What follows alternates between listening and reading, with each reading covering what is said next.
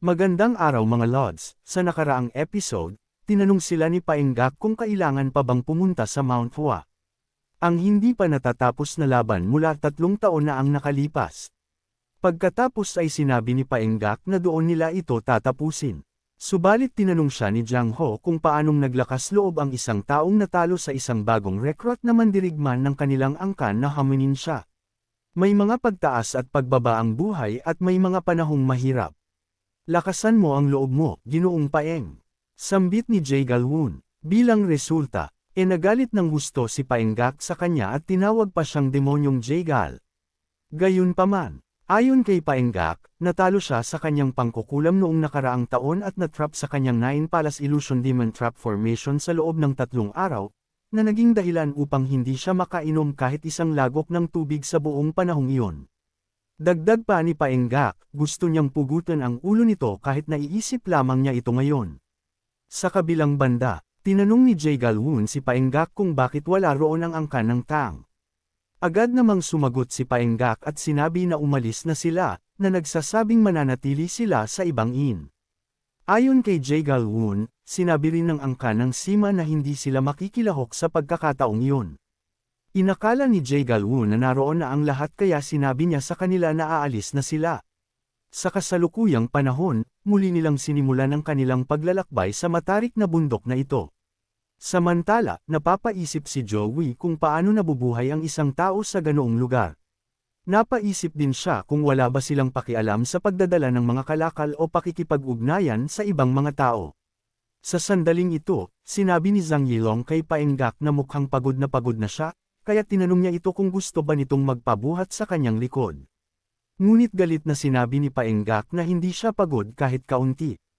Pagkatapos, sinabi niya kay Zhang Yilong na siya na lang ang magbubuhat dito sa kanyang likod. Ngunit sinabi lamang ni Zhang Yilong na parang paglalakad-lakad lang iyon para sa kanya. Sa kabilang banda naman, umaasa si Soso na ang 5 dakilang pamilya ang maaaring maging punong abala ng susunod na dakilang Young Dragon Summit. Sa hindi inaasahan, inalok ni Wasiamyong si Soso na babuhitan niya ito. Ngunit sinabihan lamang siya ni Soso na lumayo siya. Ang nakakagulat, biglang sumakay si Jay Galwon sa likuran ni Wasiamyong. Agad namang inutusan ni Wasiamyong si Jay Galwon na bumaba siya, ngunit sinabi ni Jay Galwon sa kanya na hindi dapat siya maging unfair sa mga lalaki. Mahihinang mga bastardo, pahayag ni Jiang Ho. Pagkatapos nun, bigla siyang bumilis. Sa kabilang panig naman, naghabulan sina Zhang Yilong at Paenggak at nagpaligsahan kung sino ang mauuna na para bang mga bata sila. Matapos ang mahabang paglalakbay, sa wakas ay nakarating na ang mga binatang ito sa kanilang destinasyon. Binabati ko kayo, kayong lahat ay malamang mula sa 5 dakilang pamilya. Salamat sa pagpunta mula sa napakalayong lugar. Pahayag ng matandang ito sa harap ng pasukan ng Mount Hua. Sa isang iglap, nagpakilala si Jay Galwon at sinabi na nagbibigay siya ng kanyang paggalang sa mga nakatatanda ng Mount Hua sect. Gayunpaman, sinabi ng matandang ito na pamilyar sa kanya si Jay Galwon bilang isa sa mga taong naroon sa Great Young Dragon Summit 3 taon na ang nakalipas. Kaya tinanong niya siya kung paano niya hindi makikilala kung sino ang batang si Jay Gal. Kasunod nito, sinabi ng matandang ito sa kanila na pumasok na. Bukod pa rito, sinabi ng matandang ito na ang Mount Hua ay isang napakagandang lugar upang maibsan ang pagod mula sa paglalakbay na kanilang ginawa. Agad naman silang sumang-ayon sa matanda at pumasok sa loob ng Mount Hua. Sa sandaling ito, habang naglalakad si Joey sa paligid ng lugar, ayon sa kanya, bagamat hindi ito napakalaki, ito ay elegante at tahimik. Ayon naman kay Jo Qian, ang mga bulaklak ng plum ay nagtitiis sa tuyo at mapait na lamig. Kapag nagsimula itong mamulaklak, iyon ang hudyat ng pagsisimula ng tagsibol. Sinabi rin niya na ang mababangong bulaklak ng plum ay ganoon pa rin. Bigla na lamang, lumitaw si Zhang Yilong at sinabi na talagang napakasarap magdala ng isang banga ng alak, umakyat sa tuktok, at pagkatapos ay malasing habang tinatamasa ang tanawin. Gayunpaman, tinanong siya ni Joey kung umiinom na ba siya ng alak sa edad na 17. Ngunit tinanong din ni Zhang Yilong si Joey kung hindi ba dapat uminom ng matapang na alak habang tumatawa sa edad na 17.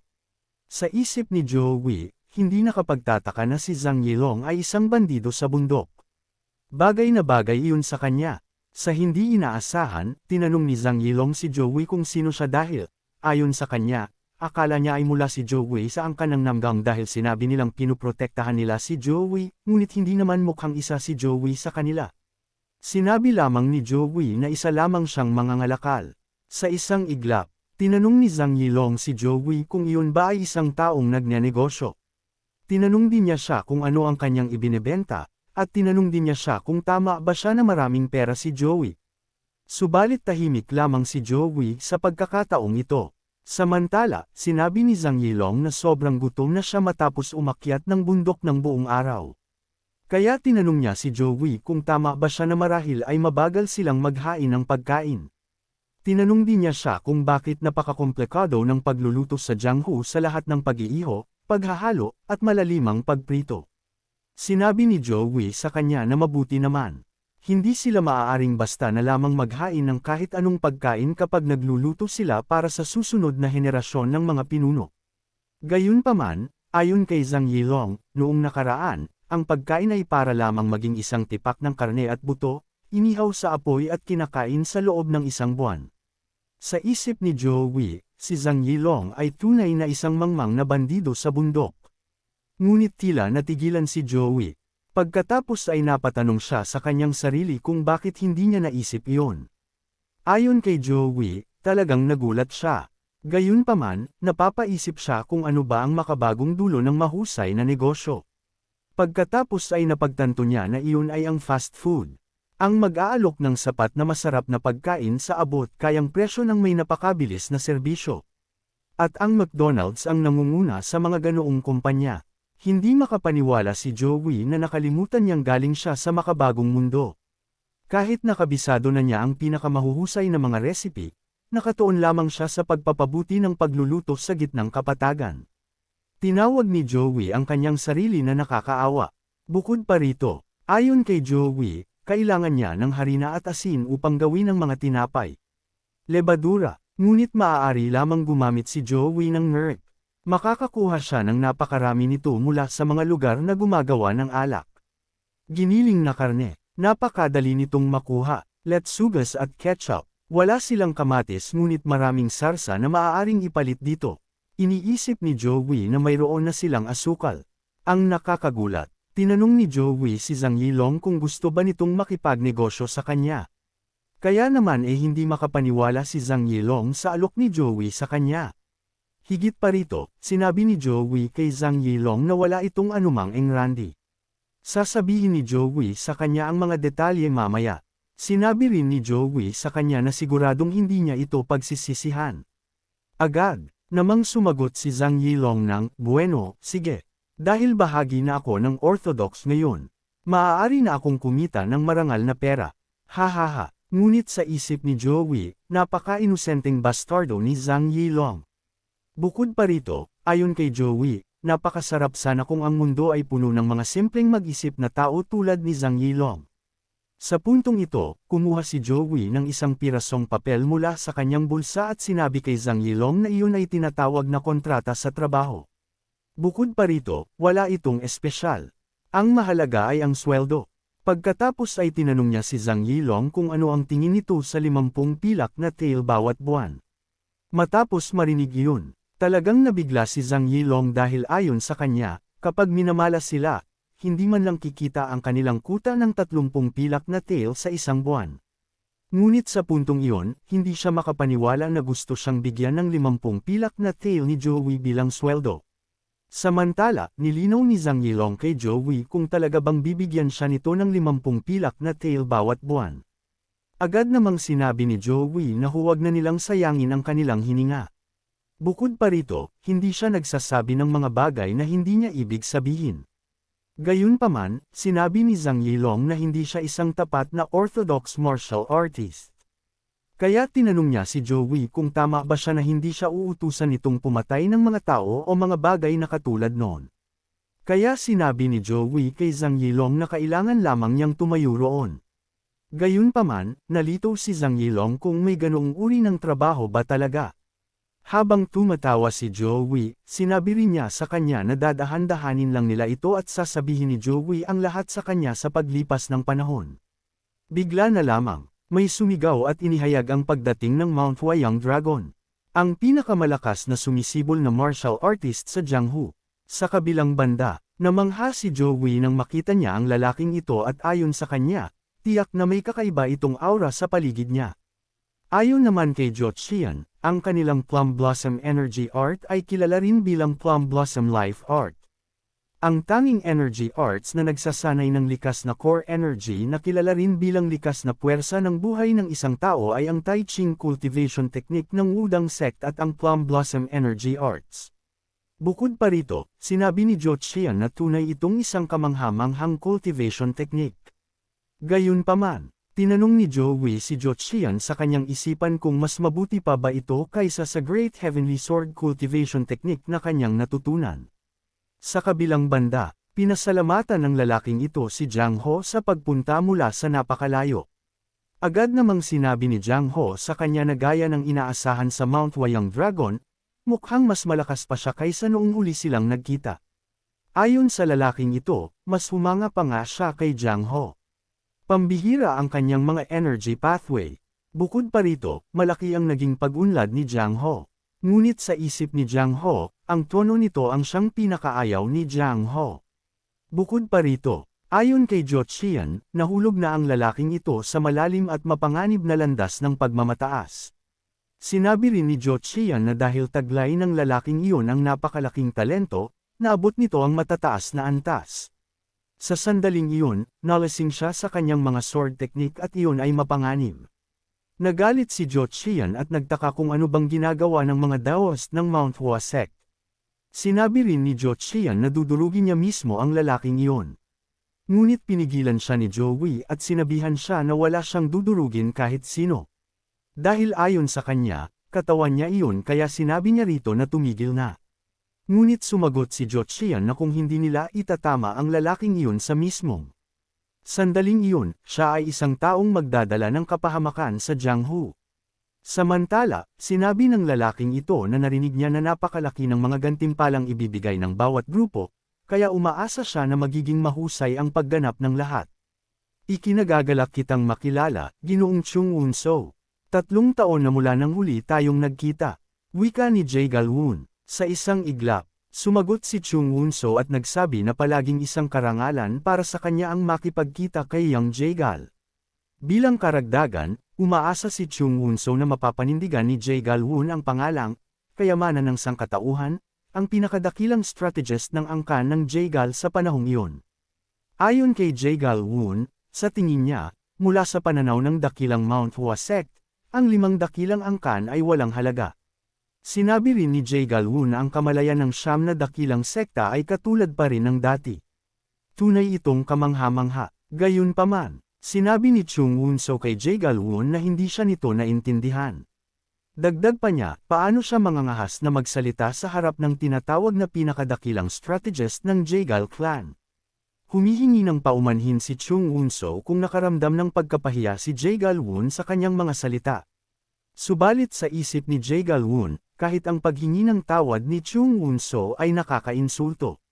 Bigla na lamang, tumawa si Zhang Yilong at sinabi kay Chung Wunso na mas naging madaldal ito para sa isang mahinang tao na gumagamit lamang ng flower rain.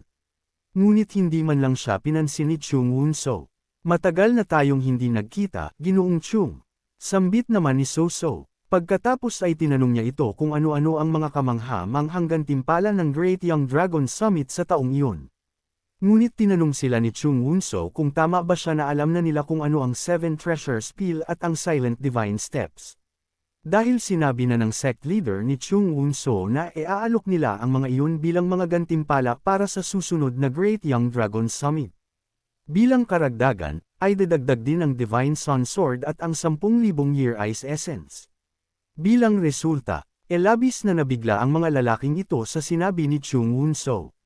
Napatanong pa nga ang lalaking nasa kaliwa kung hindi ba lahat ng iyon ay mga maalamat na bagay na hindi na nakita mula pa noong Great Border Murem War. Dagdag kaalaman, Mga Lods, ang Great Border Murem War ay isang digmaan na naganap sa pagitan ng gitnang kapatagan ng Murem at ng Divine Sun Palace, Northern Sea Ice Palace, at Southern Manchuria Beast Palace. Ang mga nagpahinto sa kanilang pananalasa ay ang Martial Gods at Heavenly Sima. Samantala, agad namang sumagot si Chung Wunso at sinabi sa lalaki na tama siya. Ang Divine Sun Sword at ang 10,000 Year Ice Essence ay parehong mga kayamanan ng Divine Sun Palace at Northern Sea Ice Palace. Dagdag pa rito, sinabi rin ni Chung Wunso na ibinigay ng Martial Gods Clan ang mga iyon bilang mga gantimpala para sa summit na iyon. Dahil doon, natulala si Joey nang marinig niya ito. Napaisip din siya kung ang tinutukoy ba ni Chung Wunso ay ang Sima Clan. Samantala, tinanong ng lalaking ito si Chung Wunso kung nangangahulugan ba iyon na lalahok din ng Sima Clan sa pagkakataong iyon.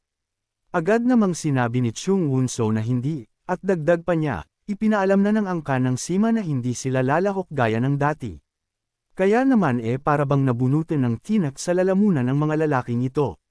Gayunpaman, sa isip ni Chung Wunso, takot na takot sila sa angkan Sima. Napaisip rin si Chung Wunso kung iniisip ba nila na malalampasan nila ang sekta ng Mount Hua. Bigla na lamang, nagsalita si Joey at sinabi na naiintindihan na niya ngayon. Ang makitid na pag-iisip at kay-abangan na iyon ay hindi dapat makita kailanman sa isang taong nag-aaral ng Daoist martial arts na siyang pundasyon ng sekta ng Mount Hua. Dagdag pa niya, hindi kailanman dapat pahintulutang lumaki ang isang demonyo sa banal na lupain ng Taoism na iyon. Gayunpaman, sa isip ni Joey, hindi niya iyon sinabi. Sinasabi lamang niya iyon dahil hindi niya kayang labanan ang pananakot ng Sword God sa kanya. Sa puntong ito, sinabi ni Joey na mukhang umabot na ang impluensya ng Demon God sa sekta ng Mount Hua. Habang tahimik si Chung Wunso sa sandaling ito, ayon kay Joey, ang Violet Dawn Demon God ay ang unang Demon God na lumitaw sa Murem. Siya ang unang cult leader ng Heavenly Demon Divine Cult at siya rin ang simbolo ng sukdulang kasamaan. Ang kanyang martial arts ay tinawag na Violet Dawn Demonic Arts at isinumpa ng mga Orthodox martial artists.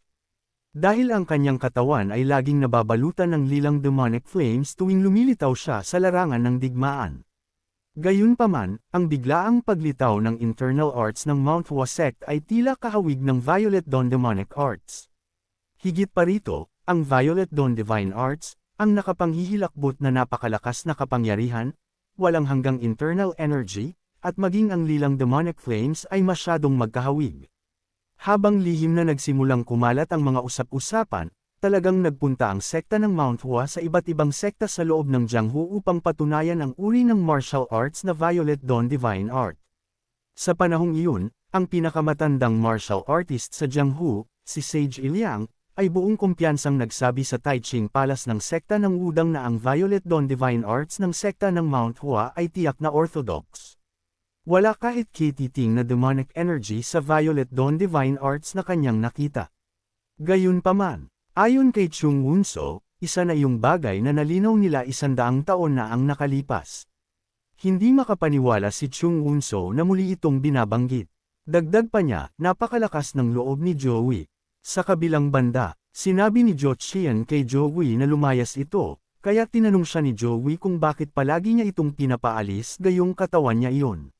Sinabi rin ni Joey kay Jo Chian na kung gumawa siya ng gulo sa harap ng lahat ng mga taong iyon, tinanong niya siya kung paano niya iyon ipapaliwanag sa kanilang lahat. Sa kabutihang palad, pinigilan sila ni Jae Galwon at tinanong kung bakit ganoon sila kumilos sa napakagandang okasyon. Tinanong din sila ni Jae Galwon kung hindi ba tama na marami pang pagkakataon mamaya upang makita kung sino ang mas mahusay. Gayunpaman, inutusan ni Chung Wunso si Joey na sabihin ang kanyang pangalan. Sa isang iglap, sinabi ni Jiang Ho na siya si Ginoong Joey, isang panauhin ng pamilya ng Namgang. Dagdag pa ni Jiang Ho, napakakulang pa ng karanasan ni Joey. Kaya ganoon siya kumilos. Umaasa si Jiang Ho sa pangunawa ni Chung Wunso tungkol doon. Samantala, sinabi ni Joey kay Jo Chian na naging isang taong kulang sa karanasan siya sa isang iglap. Lahat iyon ay dahil sa Sword God na si Jo Chian. Pagkatapos nun, hiniling ni Joey kay Jo Chian na tigilan na ang pagiging magagalitin. Sinabi rin ni Joey sa kanya na bibigyan niya ito ng pagkakataong gawin ang gusto nito kapag wala ng ibang tao dahil hindi rin gusto ni Joey si Chung Woo-so. Sige, dahil tapos na tayo sa mga pagbati, magpunta na tayo at magpahinga sa ating mga tutuluyan. Wika pa ni Jae Galwoon. Makalipas ang ilang oras, kinagabihan, ginamit ni Jo Chian ang katawan ni Joey. At ayon sa kanya, naging kapaki-pakinabang na ang katawang iyon. Bigla na lamang, tumalon ng napakataas si Jo Chian. At sa isang iglap, tumalon din si Chung Woo-so. Gayunpaman, nagtataka si Chung Woo-so, kung sino ba sa mundo ang maaaring maglabas ng ganoong kalakas na pagnanasa sa pagpatay. Sa isang kisap mata, ginamit ni Jo Chian ang kanyang kapangyarihan upang makuha ang espadang ito. Bilang resulta, labis na nabigla si Chung Woo-so matapos niyang makita ang material shift dahil ayon sa kanya, kahit ang isang master ay hindi kayang gawin iyon mula sa ganoong kalayuan. Pagkatapos nun, inutusan ni Jo Chian si Chung Woo-so na subukan at patunayan sa kanya na ang kanyang teknik ay banal. Dahil doon talagang nagalit si Chung Woo-so. Pagkatapos ay sinabi niya na kung gusto talaga itong makita ni Jo Chian, ipapakita niya ito sa kanya. Hanggang dito muna sa ngayon. Maraming salamat sa panunood. Sana ay nag-enjoy kayo. Kung nais mong magkaroon ng isa pang bahagi ng recap na ito, huwag kalimutan like ang videong ito at huwag ding kalimutan na magkomento, mag-share, at mag-subscribe sa aking channel para sa marami pang content tulad nito. Hanggang sa susunod.